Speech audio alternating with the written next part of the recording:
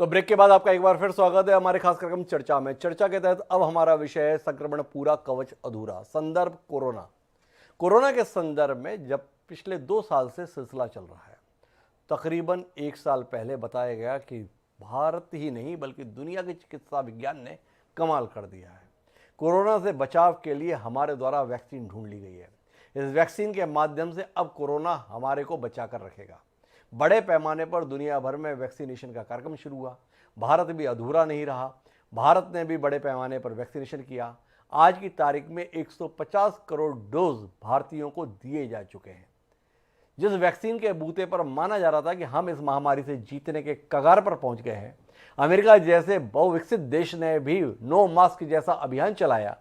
स्वयं वहां के राष्ट्रपति ने एक कार्यक्रम के माध्यम से मास्क को हटाया। वो अमेरिका की आज स्थिति यह है कि 7.5 लाख केस प्रतिदिन मिल रहे हैं। बूस्टर डोज दिया जा रहा है, इसके बाद भी ये हालात है। दुनिया की स्थिति यह है कि कल का आंकड़ा बताता है कि 25 लाख लोग दुनिया के एक दिन में कोरोना से संक्रमित हुए। भारत के संदर्भ में स्थिति है कि 150 करोड़ डोजेज लगने के बाद 1,17,000 केस महज 24 घंटे में हिंदुस्तान में कोरोना के आए हैं। तो क्या हुआ वैक्सीन का, ये सवाल है। तमाम फार्मा कंपनियां इस वैक्सीन के माध्यम से करोड़ों नहीं बल्कि अरबों पीट रही हैं। वैक्सीन बनाने वाली कंपनियां अलग अलग किस्म के दावे कर रही हैं। कोई बताता है हमारी वैक्सीन हर वेरिएंट पे प्रभावी है। कुछ वैक्सीन कंपनियों ने बताया कि ये नया वेरिएंट है और इसके लिए भी हम 3 महीने में नई वैक्सीन ला देंगे।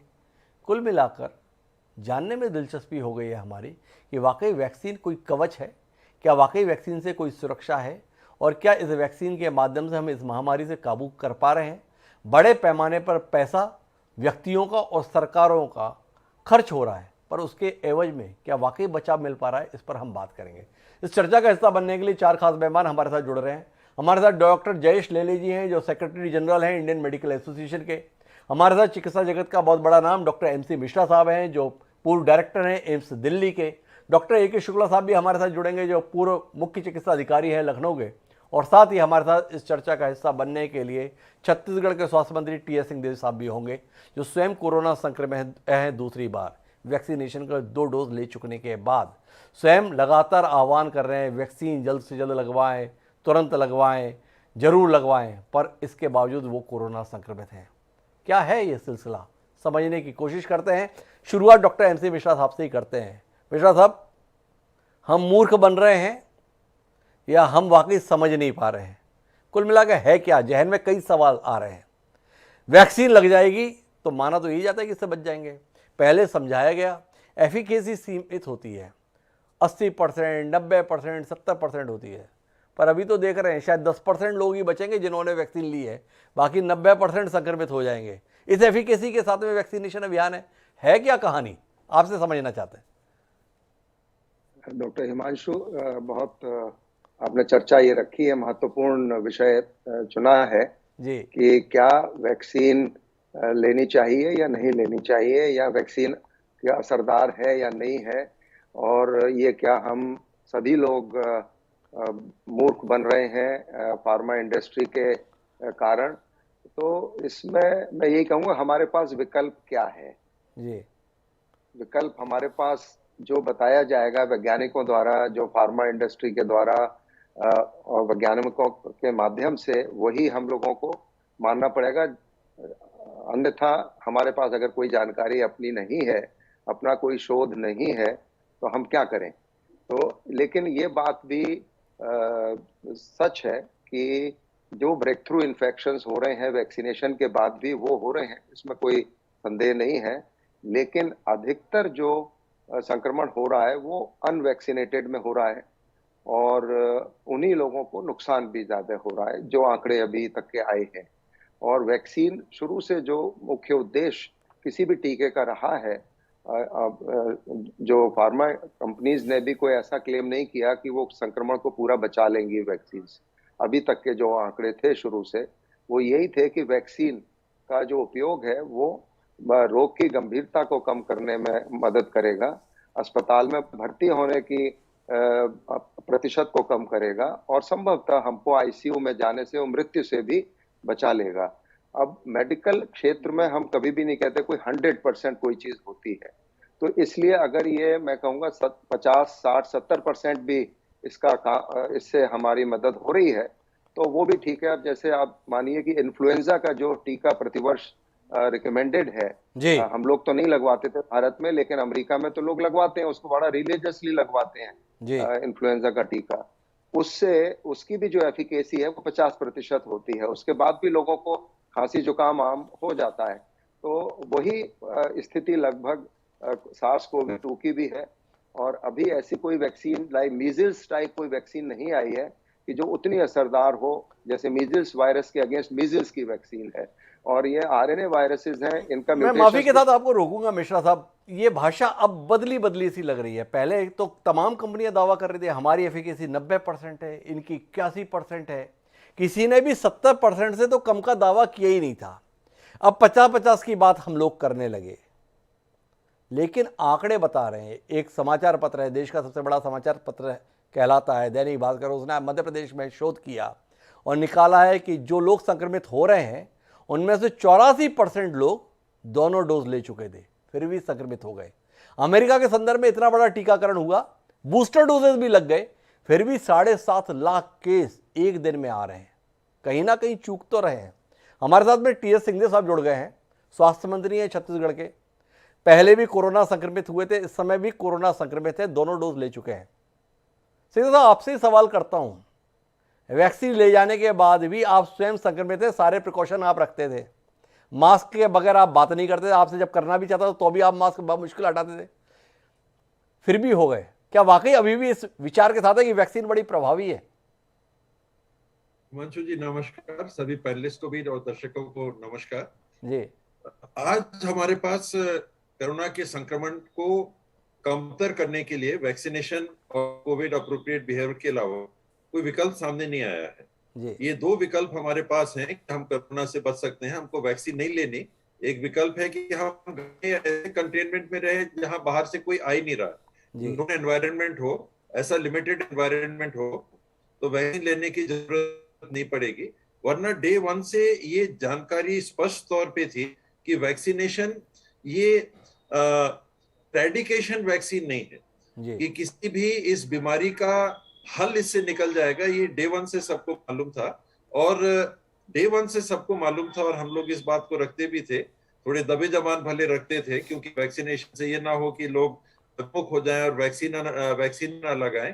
कोरोना तो फिर भी आप तक पहुंच सकता है, लेकिन उसके संक्रमण का प्रभाव कमतर होगा।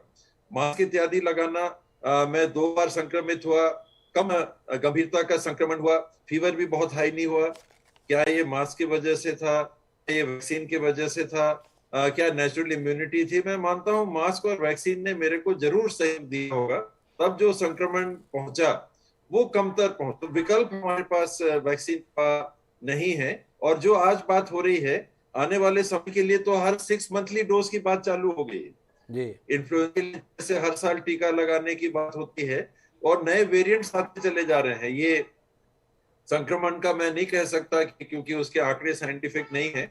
जो लोग प्रभावित हो रहे हैं, कौन से ओमिक्रॉन वेरिएंट के हैं, कौन से बीटा या अन वेरिएंट के हैं, इसके देश में हमारे पास जानकारी अभी उपलब्ध नहीं है। लेकिन वैक्सीन हम लगाएंगे तो पर भी हमको कोरोना नहीं होगा, ये तो बात पहले दिन से भी नहीं थी, लेकिन कमतर होगा, हमारे हेल्थ इंफ्रास्ट्रक्चर पे कम दबाव पड़ेगा, जान बचेंगी, ये पहले दिन से था, ये सही भी है।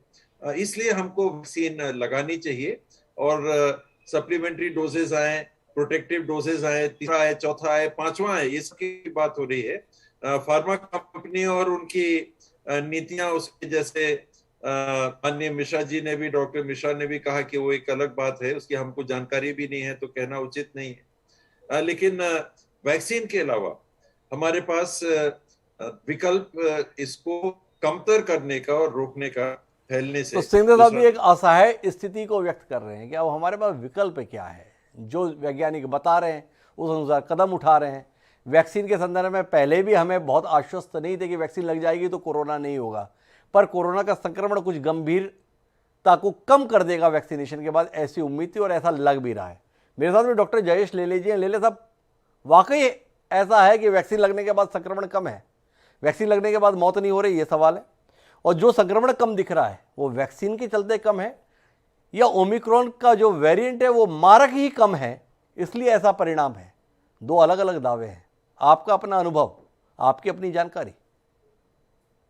आपने जो बहुत इंपॉर्टेंट विषय के ऊपर चर्चा रखा है, मैं सभी मेरे पैनलिस्ट को भी नमस्कार करता हूँ, दर्शकों को भी नमस्कार करता हूँ। ये जो आपने प्रश्न उठाया है, सभी लोगों को यही सोच रहे हैं। कभी काफी डॉक्टर्स को भी मैंने देखा है कि वैक्सीन लगवाने के बाद में और पहले कोरोना हो गया है जी, तो भी उनको आज कोरोना हो गया है। तो ये जो है, आप जो जैसे आज के तारीख में जो वैक्सीन, ये पहली वैक्सीन आई है, हमको उसके ऊपर परफेक्शन वैक्सीन में, वायरल वैक्सीन में नहीं हो सकता, ये अपना तजुर्बा है।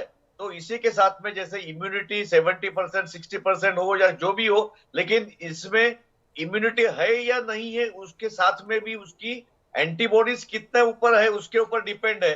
तो उसका, लेकिन जो आपने जो दूसरा प्रश्न था उसके साथ में मैं जवाब दूंगा कि ये जो वेरिएंट आ गया है उसमें संक्रमण स्पीड में है, पूरी फैमिली पॉजिटिव दिखा रही है, लेकिन उनका कोई सीरियस, मुझे आज देखा है 5 दिन के अंदर कोई पेशेंट को एडमिशन की जरूरत नहीं पड़ी है। आज बंबई में only 44% of the beds are occupied. वो तो नहीं तो एक जमाने में हमें बेड नहीं मिल रहा था डेल्टा के टाइम पे। तो उसके हिसाब से मैं भी ये अनुमान भी बोल सकता हूँ, और लोग रहा कि इसका इंटेंसिटी कम रहेगा और लोगों को वैक्सीन का कुछ ना कुछ इफेक्ट अच्छा दिखाएगा। अभी हम लोग बोल नहीं सक रहे हैं कि इसका कितना इफेक्ट है, लेकिन डेफिनेटली वैक्सीन लेने के बाद में उसका संक्रमण जो है वो, उसका इफेक्टिविटी कम रहेगा, सीरियसनेस कम रहेगा, डेथ रेट कम रहेगा। क्योंकि हमें अल्टीमेटली यही आज हमको मिलना चाहिए कि हमको क्या एट द एंड क्या रिजल्ट है। भले पेशेंट होता होगा लेकिन उसका रिकवरी अच्छा है कि नहीं, ये हम लोग देखेंगे। तो कुल मिलाकर सब इस उम्मीद के साथ है कि वैक्सीन लग जाने के बाद में संक्रमण जो है उसकी मारक क्षमता कम रहेगी। पर क्या यह अनुभव व्यवहारिकता में आ रहा है? डॉक्टर AK शुक्ला साहब मेरे साथ में है लखनऊ से। शुक्ला साहब, क्या आपके पास दोनों किस्म के मरीज आए, जिन्होंने वैक्सीन नहीं ली और कोरोना संक्रमित हुए? अभी जिन्होंने वैक्सीन ली वो कोरोना संक्रमित हुए, जिसने वैक्सीन नहीं ली है वो मरने के कगार पर है, जिसने वैक्सीन ली है वो टहलते टहलते आया और टहलते टहलते चला गया। क्या है आपका अनुभव? 2 निजी अस्पतालों से जुड़ा हूँ जी, सरकारी सेवा में था, लखनऊ में CMO भी रहा हूँ जी, एडिशनल डायरेक्टर भी रहा हूँ, और इस तरीके के वायरल इन्फेक्शन हमेशा होते रहे हैं। जी, इस समय ये जरूर है कि जो वैक्सीन जिन लोगों ने ले ली है उनमें इन्फेक्शन नहीं होगा ये हम नहीं कह सकते, लेकिन सीवियरिटी बीमारी की कम होगी। जी, और जैसा कि अभी रिपोर्ट्स आ रही हैं कि अस्पतालों में हॉस्पिटलाइजेशन कम हो रहा है और रेट ऑफ डेथ भी बहुत कम हो रही है। इसलिए हम लोग इस पे चर्चा जरूर करते रहें मेडिकली या साइंटिफिकली इफेक्टिव है कि नहीं है, लेकिन हम लोगों को आम जनता में यही भावना भेजनी चाहिए कि टीकाकरण जरूर कराएं, क्योंकि ये तो ऑब्जर्वेशन है कि जिसने टीकाकरण किया है उसको बीमारी की वो सीवियरिटी कम हुई है। अब डिपेंड ये करता है कि हर व्यक्ति के अंदर एंटीबॉडी बनने की क्षमता अलग अलग है जी, जिसमें ज्यादा बन गई, ज्यादा दिन तक रिटेन कर रही है, उसका इन्फेक्शन कम होगा। अगर एंटीबायोटिक कम बनी है और बहुत जल्दी एंटीबायोटिक खत्म हो रही है, उसका इन्फेक्शन ज्यादा होगा। इसलिए हमको वैक्सीन की गुणवत्ता पर ध्यान देते रहना चाहिए, उसकी मॉनिटरिंग करनी चाहिए कि और बेटर क्या कर सकते हैं। इस समय जो इंफ्रास्ट्रक्चर हमारे पास उपलब्ध है उसका मैक्सिमम उपयोग करना चाहिए, और ये जनमानस में भेजना चाहिए मैसेज कि बीमारी है सामान्य कफ एंड कोल्ड की तरीके से है। और ये भी सही है कि जो लोग किसी इन्फेक्शन से ग्रसित हैं, चाहे डायबिटीज हो चाहे हाइपरटेंशन हो, उनको खतरा ज़्यादा है, वो थोड़ा बचाव करके रखें। जो एल्डरली है वो अपने आप को बचाएं। हालांकि पिछली बार एक रिपोर्ट ये भी आई थी एल्डरली कम इफेक्ट हुए थे डेल्टा में। तो इस समय हमें मेन हमारा उद्देश्य होना चाहिए लोग इन्फेक्ट कम हो, हॉस्पिटल में लोड ना हो, और हमारी जो हेल्थ एजुकेशन वो भी इस प्रकार की हो कि लोगों के मन से डर निकले। लोगों के मन से डर निकले, ये कहना है शुक्ला साहब का। लेकिन सिंघदेव साहब, मैं वापस आपके पास आना चाहता हूँ, फिर मिश्रा साहब के पास आऊँगा। क्या आपको नहीं लग रहा है कि हम फार्मा कंपनियों के हाथों खेलने के लिए मजबूर हो रहे हैं? आपने अभी कहा कि अब 4थे 5वें 6वें डोज की भी बात हो रही है। हमारे हेल्थ सिस्टम में तो पहले ही बजट की कमी का रोना रहा है। अब आप बता रहे हैं कि तो हर 6 महीने में डोज की नौबत आएगी, तो हम बाकी संसाधनों को जुटाएंगे कैसे? हम एक बड़े संकट की ओर नहीं बढ़ रहे। इस संकट का निदान कैसे निकलेगा? कोरोना से मरेंगे नहीं मरेंगे पता नहीं, पर बाकी चीजों के लिए पैसे कहां से आएंगे?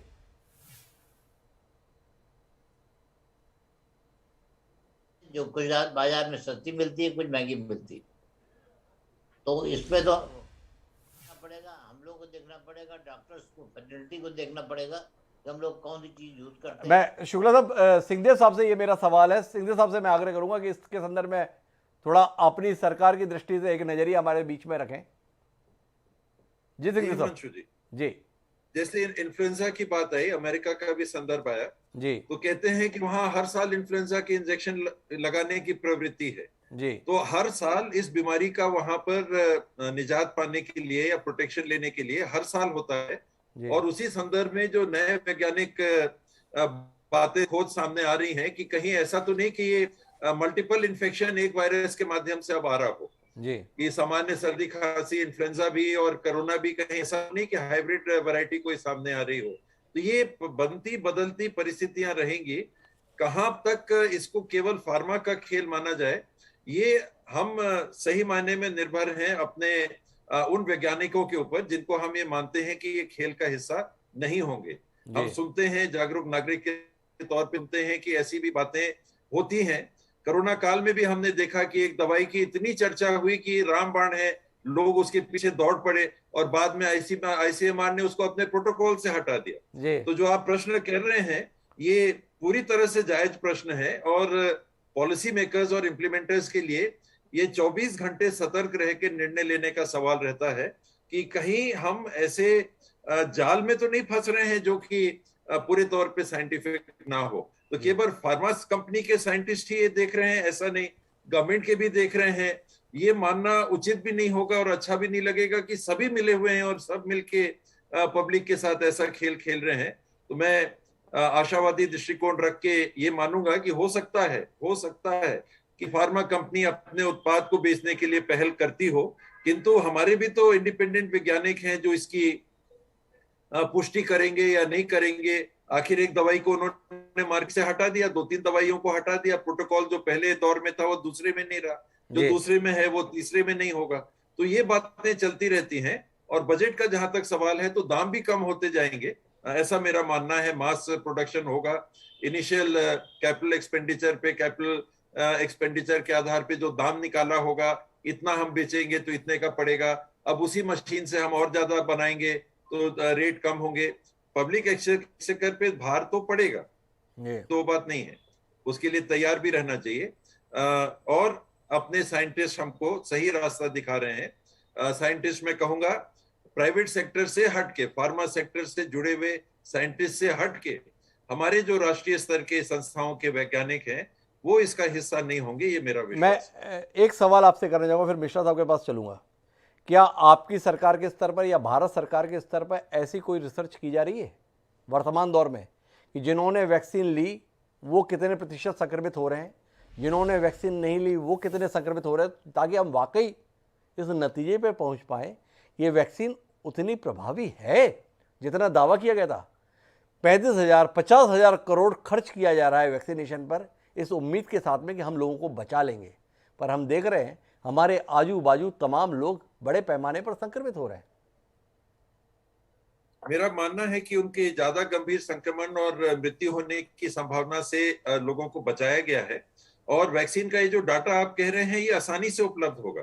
कितने लोगों ने 2 वैक्सीन लगा ली और कितने लोग अब संक्रमित हो रहे हैं और किस स्तर का उनका संक्रमण है, वो आईसीयू में गए, वेंटिलेटर पे गए या ऑक्सीजन सपोर्ट से ही हो गए या होम ये कोरोना केयर सेंटर से ही उनको घर जाने का अवसर हो गया या होम आइसोलेशन से हो गया, ये डाटा इजीली अवेलेबल है। इसका कोलेशन चल भी रहा है, कोलेशन चल भी रहा है, हमें थोड़ा इंतजार करना पड़ेगा, लेकिन इस विषय पर निगाह होनी चाहिए।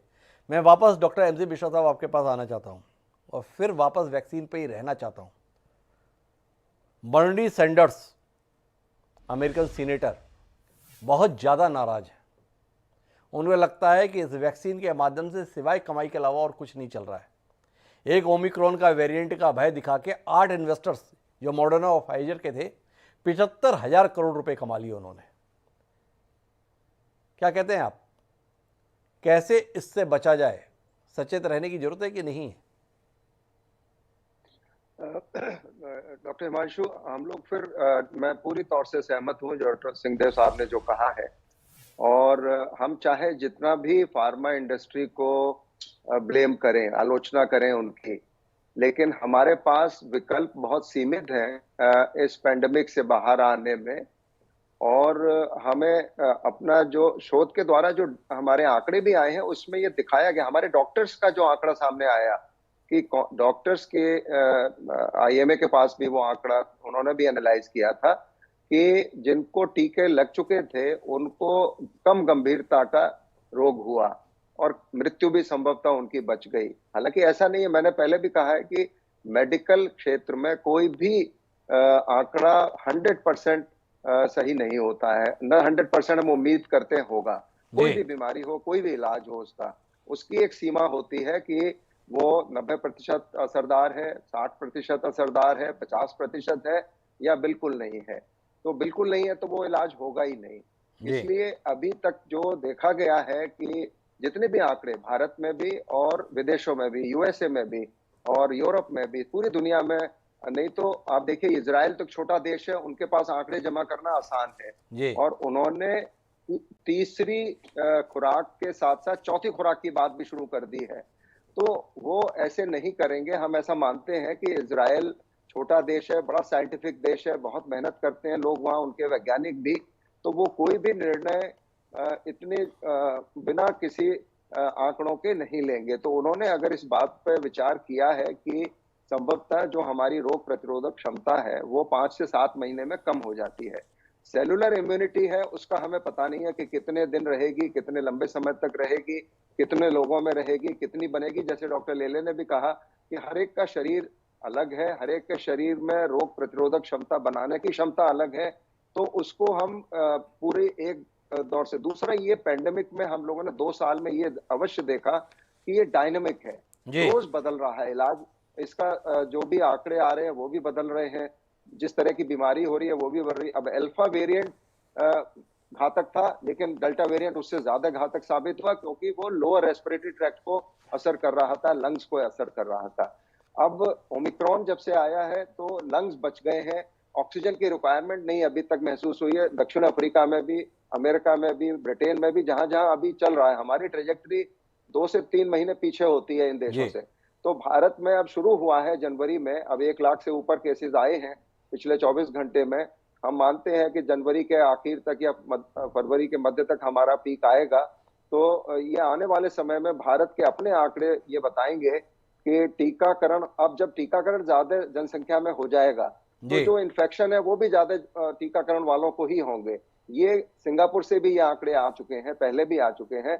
जब उनका टीकाकरण ऑलमोस्ट 90% हो गया था तो जितने भी ब्रेक थ्रू इन्फेक्शन हो रहे थे वो उन्हीं लोगों में हो रहे थे जिनको टीके लग चुके हैं जी। तो ये होगा आगे आने वाले समय में, बिल्कुल होगा ये। और जैसे हम मानते हैं एंटीबायोटिक भी हम लेते हैं किसी इन्फ्लेमेटरी कंडीशन के लिए, तो वो हर एक में उतना बराबर से असर नहीं करता है वो भी, क्योंकि बहुत सारा इंडिविजुअलाइज्ड शरीर के जो मार्कर्स हैं वो इंडिविजुअलाइज्ड है और हर एक की जेनेटिक कंपोजिशन अलग है। तो उसमें उसका जो निदान है वो भी अलग होता है, वो एक जैसा नहीं होता है। हम तो खाली आंकड़े देते हैं कि भाई 70% एफिकेसी है। अब वो 70% में कौन आएगा, 30 में कौन जाएगा, ये कहना मुश्किल होता है। लेकिन ये अवश्य है कि हमारे पास विकल्प बहुत सीमित है, इस विकल्प बहुत सीमित है। बार बार सिंघे साहब भी यही कह रहे हैं, एमसी मिश्रा साहब भी यही कह रहे हैं। इजराइल का उदाहरण हमारे साथ में एमसी मिश्रा साहब दे रहे हैं। पर जयेश ले लीजिए, मैं आपसे बात करना चाहता हूँ भारत की परिस्थिति में। इजराइल एक विकसित देश है, संसाधनों की कमी नहीं है, पैसे की कमी नहीं है, वो 4 नहीं 6 डोज भी दे सकते हैं।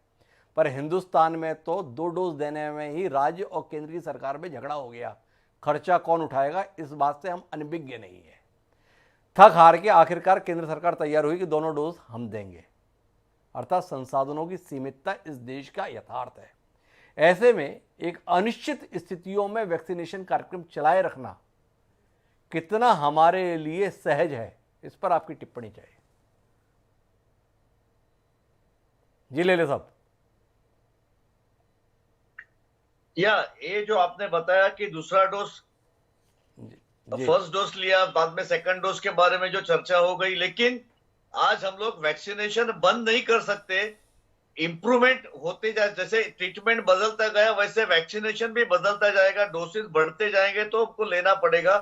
जो इंस्ट्रूमेंट जैसा हम लोग बोल रहे हैं कि improvement in treatment, vaccination improvement, तो ultimately our goal should be the protection to the patient, our goal should be to curb the death rate कम करना, उसके ऊपर ध्यान देना चाहिए। हम लोग अभी शुरू में, मैं मानता हूं कि आज 2 साल हम लोग शुरू में तो हम लोग अंधेरे में तीर मार रहे थे, मालूम नहीं था, दवा बदलती गई, स्टेरॉइड आते गया, हमारे आइवरमेक्टिन आते गए, तो ऐसे बदलते गए, तो उसी हिसाब से आज हमारा वैक्सीन भी बदलने वाला है। और जैसे वायरस बदलता है तो उनको उसके ऊपर हावी होने के लिए टाइम लगने वाला है, लेकिन ये प्रोग्राम बंद नहीं हो सकता, प्रोग्राम आगे बढ़ना चाहिए। और इसमें डेफिनेटली गवर्नमेंट जो हम लोग के साथ में कर रही है वो अच्छा है। हम लोग डॉक्टर जो हम लोग पेशेंट को, मैं पहला क्वेश्चन पूछता हूं कि आपने वैक्सीन लिया है क्या नहीं लिया है, और उसी के साथ में आज मैं 10 दिन से देख रहा हूं कि अगर पेशेंट भी आते भी है तो उनका ट्रीटमेंट हम लोग आसानी से कर रहे हैं, पेशेंट अच्छे हो रहे हैं,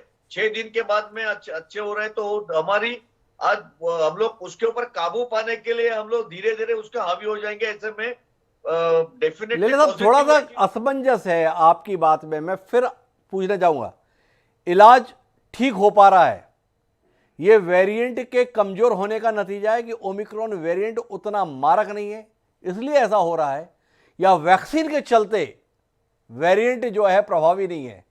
दोनों में कोई स्पष्ट राय के साथ आप हैं?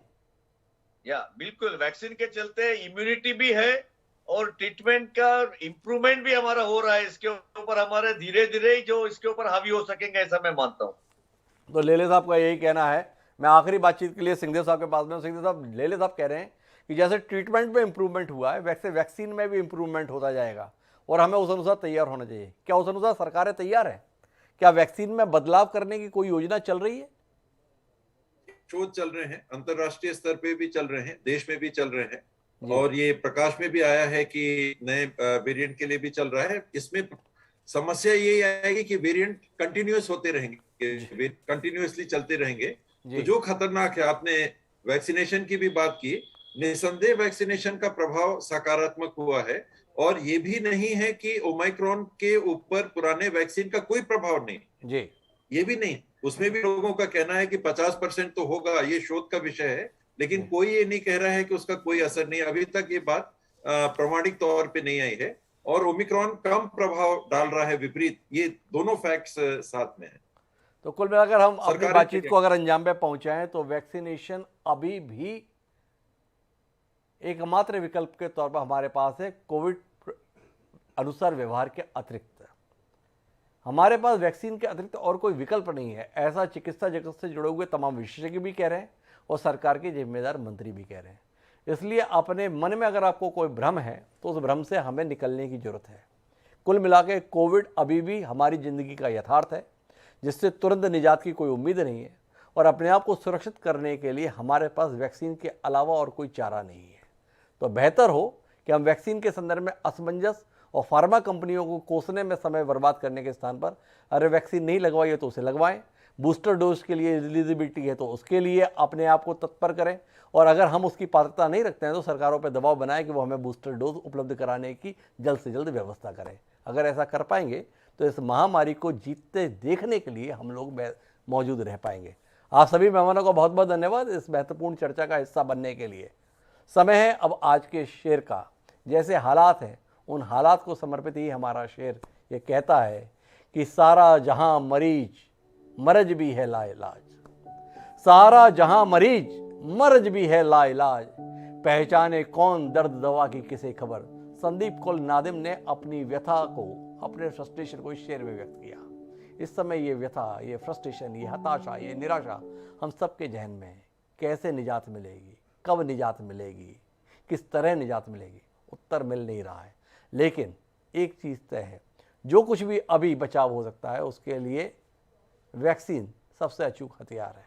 तो कम से कम उस हथियार को तो अपने पास रखें, ये मलाल ना रहे कल ये हथियार हमारे पास हो सकता था, हमने लिया नहीं। इसी के साथ अब मुझे दीजिए इजाज़त, कल फिर मिलेंगे, तब तक के लिए सादा प्रणाम।